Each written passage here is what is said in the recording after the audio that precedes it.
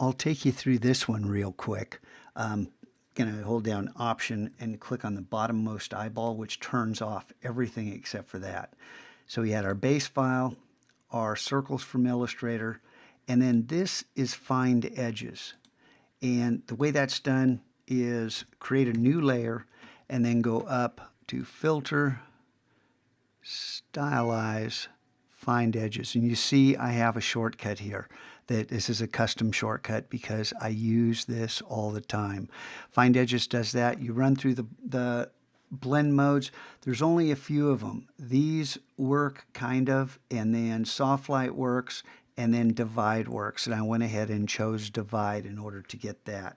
Okay, I'm going to delete that. So just, there's my Find Edges. Went into Camera Raw, changed some settings, rotated.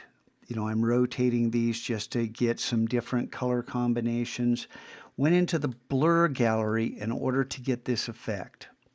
Now let me show you how you create a layer, turn it into a smart object, and then go into the blur gallery. So I'm going to go ahead and turn this off and create a new layer, make it a smart object, and then I have a shortcut for the blur gallery for two particular of these. I've got the field blur and the path blur set up with shortcuts.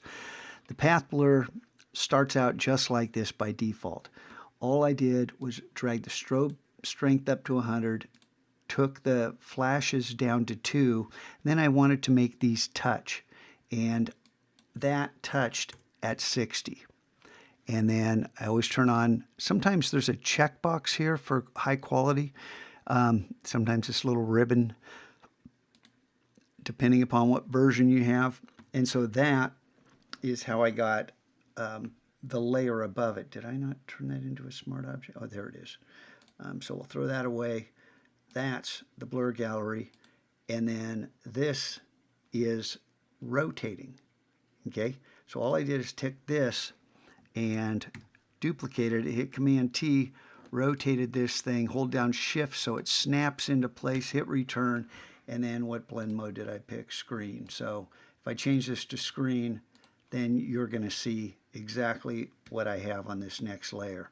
Then Camera Raw, and then a color lookup table. Now color lookup tables are really interesting. They're an adjustment layer. Inside Adjustments, Window Adjustments, they're this last one. And then you can go through these one by one by one by one. I chose Horror Blue, which quite often is terrible. And I thought, hey, this is kind of interesting. I need to do something to it in order to make it work. And sometimes I'll lower the opacity, you know, hit the letter 5, turn it to 50, 6 to 60, 0 to 100. But I'm going to just go ahead and delete that layer because that's what I just showed you there. And then merge this on a new layer and rotated it. All I did, I mean, look, the blue, if I rotate this blue, you know, it's, or no, I didn't rotate it. I know what I did here. Watch. Command N, E, and then Command T, and then this time I'm going to grab the center. And the center handle, I'm going to hold down Option, and it just passes it by, flips over like that, hit return, and then see how that happened. So I'm going to go ahead and turn that off.